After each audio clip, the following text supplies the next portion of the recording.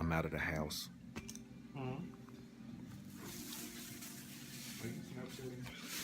And I'm not eating anything. No, just record.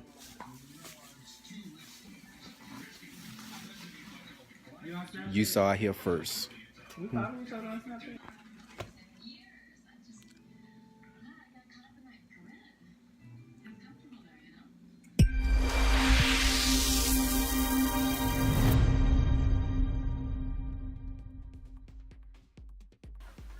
Okay, so what's up? This is your boy Kevin Taj, DJ7, whichever you know me as, and this is another episode of The Other Side. And I'd like to welcome each and every one of you to The Other Side. I am hungry. My corn on the cob is boiling, and my cabbage is already done because it's leftovers, and eggplant parmesan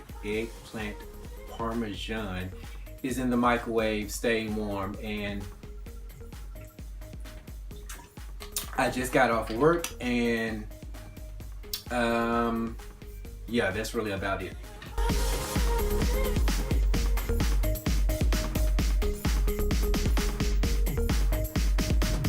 All I'm gonna say about that is that was the most awkward 3 to 5 minutes of my life. There was like this video going around where everybody was giving daps and high-fiving, and how many times people missed, or it was a mistake, or the other person didn't notice it was finna happen, like they try to do a handshake and the other person not even paying attention. I get embarrassed for other people real easily, so when I was watching that, like literally I had not watched any of it.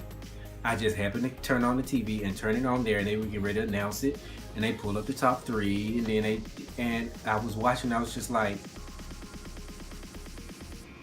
oh my gosh. That was, oh my gosh. I don't even know how to respond to that. Like, I was just speechless. I was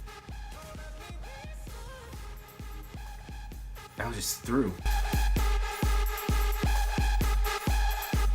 If I had seen the type of relationships that I am privileged to see now, back then, and knew how relationships should be and how they could be, I would be a different person, and I probably would not be where I am today. Had I been able to see the dynamics of a real working relationship through its ups and downs, and not just the broken relationships that I've known. I grew up with my grandmother, mom, let's not even go there, dad, who was that? I don't know. And even with, I was trying to think, maybe I had someone I wasn't paying attention. I was trying to think about close friends and the people that I hung around. I was like, no, nobody was in, I can't recall any of my close friends being in anything other than a single parent home except for one. And from the outside, from what we were able to see and from what we know, that relationship was crappy, and didn't understand why they were still together. Well, I've had too many situations where I was thinking about my past and thinking about what I gave up, why I gave it up. I mentioned that in the previous vlog, and it's riding hard on me. With the dreams of marriage, with the dreams of me choreographing, dancing again, teaching again, music and all that stuff, all that is just coming back to back in my dreams, and people are coming back into my life, and I'm getting strange out of the blue text messages and Facebook messages and things that are all related to these subjects, and I'm trying to figure out how to take it all in. Is it for me to do? That was my call, and I gave it up for reasons mentioned in the last vlog.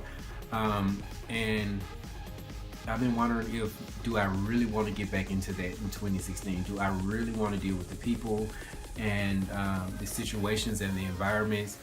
Am I strong enough to be the person that I am in those situations? I think so. But I continue to pray on it, and inshallah I'll know early January, because I have my first event scheduled early January. So we'll see how that goes. And lastly, someone wanted to know, why did I stop? The reason why I stopped is because I lost myself. I used to say I thought I was losing myself. No, I completely lost myself.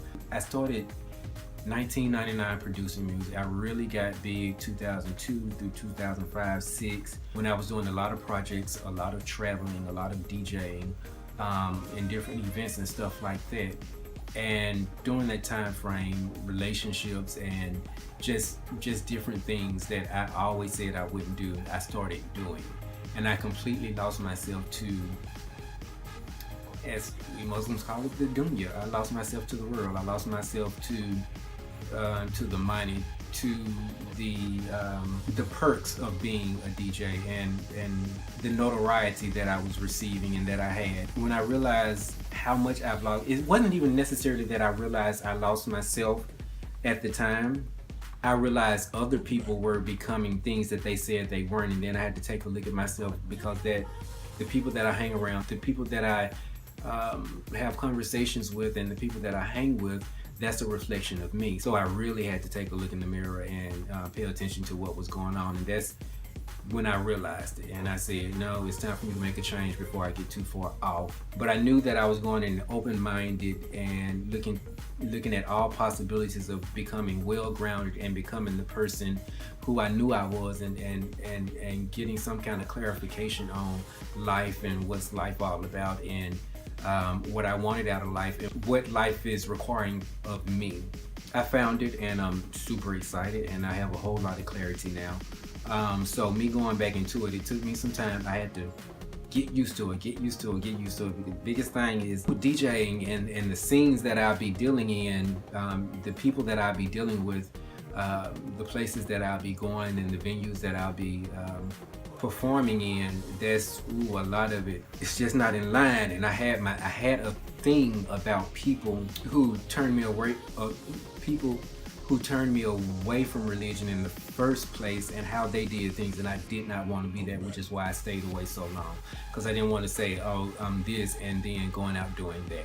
So I'm still trying to figure out how the hell am I going to make sure that separation is there when I do these events and do these things.